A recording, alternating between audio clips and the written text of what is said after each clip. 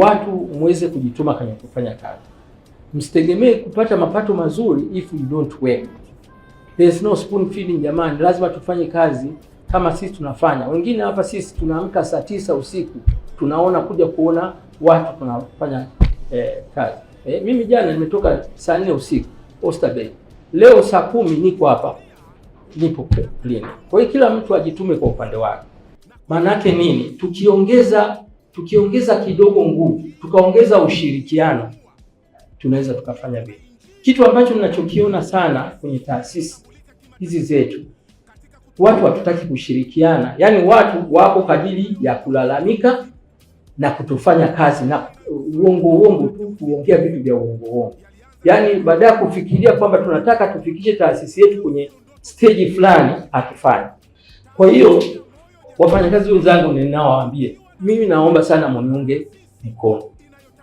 Kwa sababu msiponiunga mimi mkono, mtaweza kusababisha kwamba tusifanye vizuri, lakini namba zinaonyesha tumefanya renovation of infrastructure, hizo Dr. Shemo alizosema, tumefanya pale reception. Sasa hivi ni vitu ambavyo unavifanya sasa hivi vitaanza kweli, kwa sababu mtu sasa hivi akienda pale Da Group paona atamleta mgonjwa wake.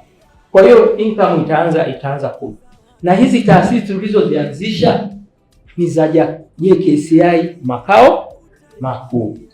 Kwa hiyo nilikuwa natumia fursa hii kuwaomba wafanyakazi tuendelee kufanya kazi kwa bidii na tuweze kuhakikisha kwamba tunatoa huduma bora kwa wagonjwa wetu, lakini hapo tunafanya vizuri kusanya mapato.